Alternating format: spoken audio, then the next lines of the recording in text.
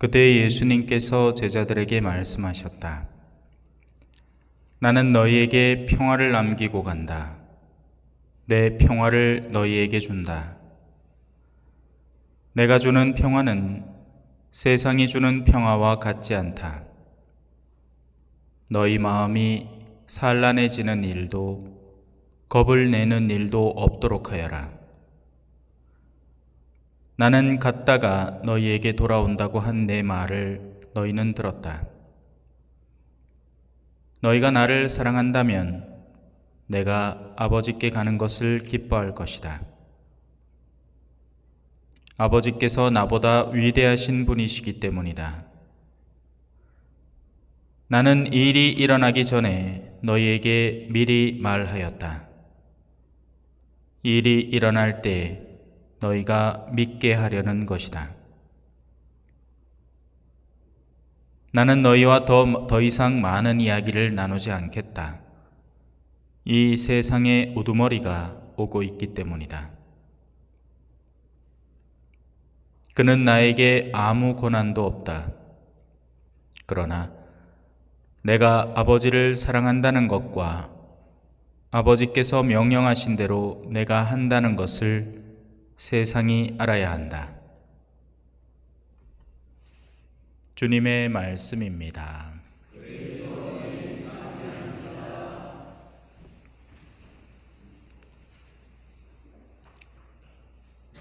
참 예수님,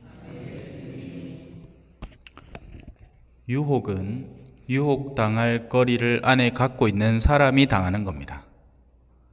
돈 욕심을 낼 때 돈이 유혹이 되죠. 돈 벌 기회가 유혹으로 작용을 해서 그가 사기를 당하게 되는 겁니다. 돈 벌 욕심이 없다면 유혹당할 이유가 없겠죠. 이 세상에 우두머리가 오더라도 사실 예수님께는 하등의 권한이 없습니다. 그러나 예수님이 순환당하신 것은 아래의 두 가지를 위해서 자발적으로 당하신 겁니다. 그래서 오늘 우리가 살펴볼 것은 세상이 구세주에 대해서 알아야 하는 두 가지라는 주제입니다. 첫째, 내가 아버지를 사랑한다는 것. 같이 따라해 볼까요? 시작. 내가 아버지를 사랑한다는 것. 수많은 사람들이 하느님을 사랑한다고 합니다.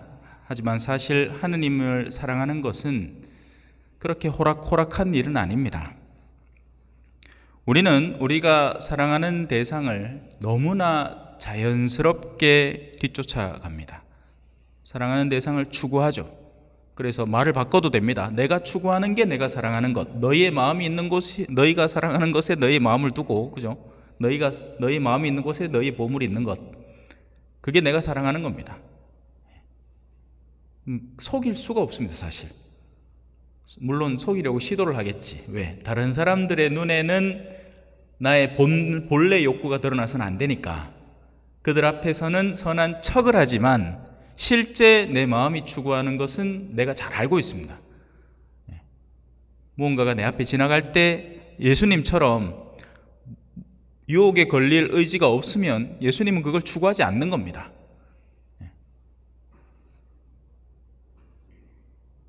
하지만 그걸 추구하는 대상이 지나갈 때는 내 마음에 반짝 빛이 들어오죠. 예를 들어서 남자와 여자가 백화점을 똑같이 한 바퀴를 돌아도 남자의 눈에 들어왔던 물건과 여자의 눈에 들어왔던 물건은 완전히 다릅니다. 남자들은 공구, 기계, 가구 이런 걸 보고 여자들은 패션, 귀금속 이런 거 보겠죠. 물론 그것도 사람마다 다 다릅니다. 그죠? 하늘에 계신 아버지를 쫓아간다는 것은 과연 무엇을 의미하는가? 그것은 인간의 것을 초월한 무언가를 따른다. 초월한 존재를 따른다는 의미입니다. 그리고 그 존재는 다음과 같은 요소들로 점철되어 있습니다. 진리와 선과 사랑과 같은 요소입니다. 자, 이제 한 개씩 다뤄보겠습니다. 우린 정말 진리를 사랑할까요? 그건 어떤 걸 의미할까요? 우리가 우리 동네에서 흔히 볼 수 있듯이 우리는 자랑스러운 것을 만방에 내비칩니다. 우리 딸 변호사 시험 합격, 무슨 중학교 동창회 몇 번째 자녀 뭐 합격, 막 난리 납니다. 그죠? 예. 반대로 수치스러운 것은 최대한 감춥니다. 이건 아무한테도 얘기해서도 안 되고 알려져서도 안 되는 겁니다. 그런 가운데 진리이신 분을 정말 사랑할 수 있을까요? 진리라는 건 도대체 뭘까요? 진리라는 건 까발려지는 것을 의미합니다. 모든 것이 남김없이 숨김없이 밝혀지는 것을 의미합니다. 특히나 우리가 꽁꽁 숨길 수 있다고 믿어왔던 영혼 안에 있는 것들이 낱낱이 밝혀지는 것을 의미합니다. 그래서 진리를 사랑하는 사람, 그의 특징은 감추어진 곳에 더 빛나는 것을 숨겨놓은 사람, 밭에 진주를 숨겨놓은 사람과 같은 겁니다. 그들은 오히려 진리가 오기를 바랍니다. 그래야 내가 지금까지 감추어 놓았던 이걸 드러낼 수 있을 테니까요. 조심스럽게 간직해온 나의 참된 영혼의 진리, 그것은 진리를 만날 때 비로소 빛을 발하는 겁니다. 다이아몬드가 빛을 받을 때 반짝이는 것처럼 영혼이 정말 순결하고 맑고 하느님 말고는 다른 욕구하는 것이 없는 사람은 하느님의 빛을 받을 때 그 영혼이 빛나는 겁니다. 반짝반짝 빛나는 거죠. 반대로 세속성에 물들어 있는 사람은 세속적인 것 앞에서 빛나죠. 자기가 갖고 있는 온갖 지식을, 세속적 지식을 자랑하기에 혈안이 되어 있는 사람인 겁니다. 흔히 무슨 아들 모이마 자기 아는 거 막 자랑하고 난리 납니다. 근데 가만히 들어보마 유튜브에서 다 나오는 거야. 자기 것도 아니야. 어디서 주들은 게야. 그거를 그냥 마치 내가 갖고 있는 지식이냐, 내가 다 아느냐, 그러면서 정작 하느님에 대한 너의 굳은 마음은 어떻게 드러내고 있니 하면 텅 비어있는, 할 말이 없는 겁니다. 그러니 선교가 될 리가 없죠. 그래서 그 영혼이 빛나고 있는 사람들은 허영심이라는 게 없습니다. 뭔가를 과장해서 드러내고 싶은 마음이 하나도 없기 때문에 잘한 것을 굳이 자랑할 필요가 없는 이들입니다. 그걸 위해서 애쓰고 노력할 필요가 없는 사람, 허영심이 없기 때문에. 근데 왜 우리는 흔히 왜 내가 뭐 한 거 막 극도로 드러내기를 좋아하잖아요. 그죠? 오늘 낮에 더버가 죽을 뻔했다 이 정도 얘기해줘야 오늘 낮에 진짜 더웠구나 이 정도로. 그죠? 내가 우리 남편하고 살면서 아니다 내 그 남자 때문에 죽을 뻔했다 이래 해줘야 이 참 고생하네. 근데 다 알죠? 다 압니다. 그죠? 이 사람이 툭 하면 이런 소리 하는 사람이라는 거 다 압니다. 그러면 이제 그 말에 신빙성을 안 두죠. 그냥 들어주는 척 하는 겁니다. 그래 맞나 힘들었겠네. 오히려 이런 빛나는 요소를 내면에 지닌 이들은 오른손이 하는 일을 왼손조차 모르게 해서 감춰두는 경우가 더 많습니다. 하느님이 아시니까요. 사람의 눈에 공연히 드러내봐야 뒷말 나올 요소밖에 안 되고, 정말 아무도 모르게 하느님께서 좋아하시는 일을 준비해 놓는 겁니다. 영혼 속에요. 그래서 이들은 모든 것을 바라보시는 진리 그 자체이신 하느님 앞에서 살아가는 사람들입니다. 바로 이런 이들이 진리를 사랑하는 겁니다. 진리가 오기만을 기다립니다. 하루빨리 그 시기가 오기를, 내가 하루빨리 이 껍데기에서 벗어나서 진리 그 자체, 빛 그 자체이신 분 앞에 올곧게 설 수 있기를 기다리는 겁니다. 세상의 다른 낙들은 점점 흐릿해져 가는 거죠. 하지만 그렇지 않은 이들은 어떻게 될까요? 작은 선을 엄청 부풀려서 자랑하고 정작 자신의 어두운 면은 엄청 축소시켜서 아무것도 없는 듯이 꽁꽁 숨겨놨던 사람들은 진리를 증오하는 겁니다. 진리가 오는 게 너무 싫습니다. 자, 두 번째 주제로 들어가 볼까요? 우리는 선을 사랑할까요? 선이 뭐길래, 그죠? 선함의 의미를 올바로 알 때 우리는 선을 쉽게 사랑할 수가 없게 됩니다. 선의 본질에 대해서 올바로 이해하게 될 때, 단적인 예로 예수님은 하느님의 선을 너무나도 사랑하신 나머지 그분이 보여주시는 십자가의 길을 하느님의 선으로 알고 끌어안아야 했습니다. 말이 쉽죠? 그죠? 이렇게 얘기하니까 입으로야 뭔 얘기를 뭐 합니까? 그죠? 하지만 우리 삶에도 십자가가 있지 않습니까? 예수님의 눈에는 하느님이 비춰주시는 그 길 자체가 선이었기 때문에 그 선을 내가 끌어안음으로써 내가 겪게 될 온갖 순환과 고통과 같은 것들도 선 안에 같이 포함되는 겁니다. 우리는 선이라는 건 무조건 이런 거예요. 선한 거, 그냥 내 잘 먹고 잘 사는 거, 고통 없는 거. 근데 그게 선이 아니라는 거죠. 오히려 그런 요소들은 악마가 우리를 유혹하기에 좋은 요소가 되는 겁니다. 야, 니 한 번만 눈 감으마 이 돈 엄청 많이 벌 수 있다. 니 이 사람하고 이 안면만 터놓으마 앞으로 니 뭐 할 때 편안할걸? 다 봐줄걸? 대신에 나중에 뒤로 돈은 좀 찔러줘야 될 기다. 이런 요소인 거죠. 그러면 세속의 편안함을 나는 선이라고 생각하기 때문에 그런 걸 뒤쫓아가다가 덜컥 뭐가 걸려요? 유혹에 걸려 넘어가는 겁니다. 지금의 세상은, 특히나 이제 또 선거를 또 얼마나 앞두지 않은 이 세상은 저마다 분리되고 나누어져서 자신이 선이다라고 우겨대는 세상이 됐습니다. 양쪽이 다 똑같아요. 이놈도 다 똑같은 놈들입니다. 뭐 다를 거라고 예상하지 마세요. 착각하지 마시라고요. 예? 그러면서 뭘 합니까? 상대를 철저히 파괴하려고 들죠. 이쪽이든 저쪽이든. 맞지 않습니까? 이 측에서는 야가 죽어야 될 대상이고 이 측에서는 야가 죽어야 될 대상이에요. 그 자체를 두고 자기들은 뭐라고 표현하느냐? 정의라고 이야기를 합니다. 그걸 악이라고 하지 않아요. 이건 올바른 일이다. 그래서 심지어는 가톨릭 신자가 어디 개신교 목사 하는 말 맞다고 추종하고 막 좋아하고 난리 납니다. 예.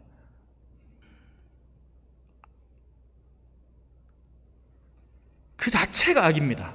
서로를 향해서 죽일 듯이 나를 세우고 있는 그 자체가 악이라는 걸 이해해야 됩니다. 그래야 멈추죠. 근데 안 멈춰질걸요. 왜? 지금까지 몇십 년을 그렇게 습성화해서 살아온 겁니다. 그냥 마치 개 밥 줄 때마다 종을 땡땡땡땡 올리고 밥 한 그릇 주고 종을 땡땡땡 올리고 밥 한 그릇 주마 나중에 종만 치면 침이 줄줄 나오는 것처럼 습성화된 겁니다. 몇십 년을 그렇게 살아온 거예요. 그러니 어떨 때는 신앙의 가르침도 이게 넘어서 버리는 겁니다.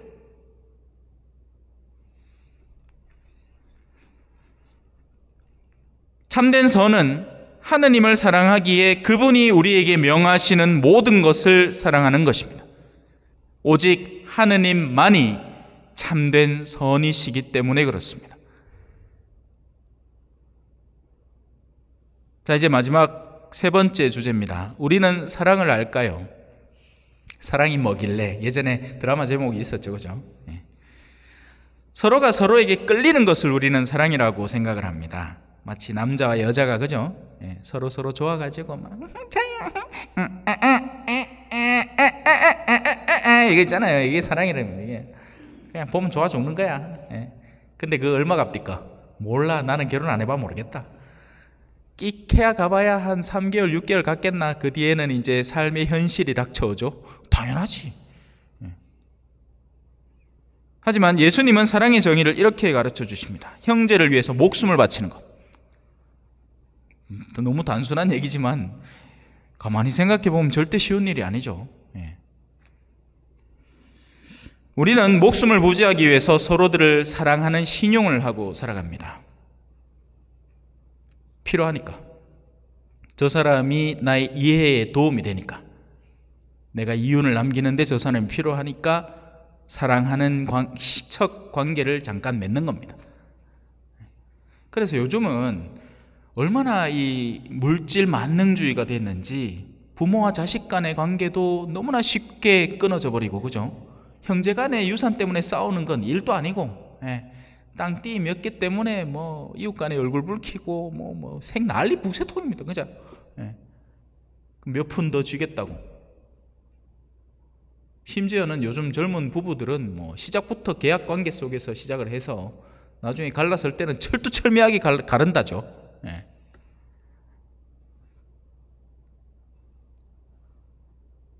그래서 이 사랑은, 세상 안에서 우리가 사랑이라고 표현하는 이 사랑은 너무너무 불완전하고 너무너무 쉽게 서로를 불신하고 이해하지 못하는 경우가 많습니다. 진정으로 사랑하는 사람은 하느님이라는 참된 사랑을 통해서 사랑하기 때문에, 우리가 교회 안에서 혼인을 맺는 건 두 사람 사이에 그냥 계약을 맺는 게 절대 아니에요. 우리는 하느님과 한 몸을 이루는 겁니다. 그래서 갈라설 수 있느냐? 한 측이 죽어야 갈라설 수 있는 거죠.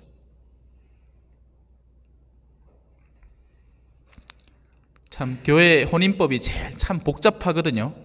물론 교회법 자체가 엄청 두껍고 복잡한데 혼인법은 만만찮게 복잡합니다. 사람들이 저마다 욕구하는 게 너무 많아서 특히나 현대사회는 더 그렇고 복잡한 상황을 막 만들어내죠. 안타깝습니다. 자, 이게 이 세 가지가 내가 아버지를 사랑한다는 것을 세상이 알아야 한다. 그래서 우리가 예수님이 아버지를 사랑한다는 것은 아버지가 갖고 있는 진리와 선과 사랑을 그대로 당신 안에 빨아당긴다는 의미입니다. 그 증거가 십자가죠. 자, 이제 두 번째. 그래서 두 번째가 뭐냐? 앞서 얘기했던 건 단 하나, 내가 아버지를 사랑한다는 것에 포함된 내용이에요. 이제 두 번째 내용입니다. 아버지께서 명령하신 대로 내가 한다는 것을 세상이 알아야 한다. 그래서 아버지께서 명령하신 대로 내가 한다는 것, 다 같이 읽어볼까요? 아버지께서 명령하신 대로 내가 한다는 것. 우리 주님은 당신 뜻이 아니라 아버지의 뜻대로 살아갑니다. 그것이 우리 그리스도인이 살아가야 할 바입니다. 그러면 우리 아무 뜻도 없이 살아가라는 건가요? 아니죠. 우리가 뜻이 있습니다, 그죠? 그 뜻을 항상 비춰보고 식별하고 이게 아버지에게 부합하는가 아닌가를 올바로 살피면서 살아가야 됩니다. 가족을 사랑하는 것 아버지께 부합하죠. 내 아내를 사랑하는 것 아버지께 부합하는 일입니다. 근데 내 아내 말고 다른 여인을 좀 사랑해도 이것도 사랑이니까 괜찮은 거 아닙니까? 아니죠. 생존을 위해서 정당하게 노동하고 돈을 버는 것 아버지께 부합하는 일입니다. 근데 요번에 이것만 제대로 좀 땡기면 내가 좀 돈이 좀 많아지고 풍요로워지고 막 좀 잘 살 것 같고 막 차도 새로 바꿀 것 같은데 이거는 이런 식으로 분별을 잘해야 됩니다. 그리스도인은 세상에서 저마다 지고 가야 하는 무게의 십자가를 성실하고 책임감 있게 사명을 받아들여 지고 가는 사람들입니다. 우리가 신앙인이 된 순간부터 우리에게는 사명들이 주어지는 겁니다. 저는 사제로서, 여러분은 평신도로서 당장 던져버리고 싶을 겁니다. 이건 뭐 저도 마찬가지고요. 십자가라는 건 힘들고 괴롭기 때문에 그렇습니다. 그걸 사랑하는 사람은 없어요, 사실. 고통 그 자체를 사랑하는 게 아닙니다. 고통을 통해서 얻어지는 영원한 생명의 결과를 사랑하는 거지, 고통 그 자체를 어떻게 사랑합니까? 그럼 그 이제 메조키스트 하는 사람 됩니다. 막 학대 받는 걸 즐기는 사람. 세상에 그런 사람 없습니다. 미친 사람 아니고는. 그래서 이 십자가는 언제고 던져버리고 싶은 유혹이 될 겁니다. 하지만 하느님의 거룩한 명령 안에서 마땅히 지고 가야 하는 십자가, 나에게만 주어져 있는 나의 십자가입니다. 내 몫은 꼭 지고 가야 됩니다. 근데 사실 딱히 무겁지도 않을걸요. 우리가 그걸 져봐야 예수님만큼 지겠습니까? 그죠? 뭐 우리가 채찍질을 제대로 한번 당해보기를 했습니까? 얼굴에 누구한테 침뱉음을 당해본 적이 있습니까? 그죠? 네. 세상은 이 두 가지, 내가 아버지를 사랑한다는 것, 주님이 아버지를 어떻게 사랑하는지를 세상은 알아야 하고, 그리고 아버지께서 명령하신 대로 내가 한다는 것을 우리는 이해하고 알아야 하며, 그것을 안다는 것은 우리도 그 길을 따라간다고 결심하고 실천하는 것을 말합니다. 잠시 묵상하시겠습니다.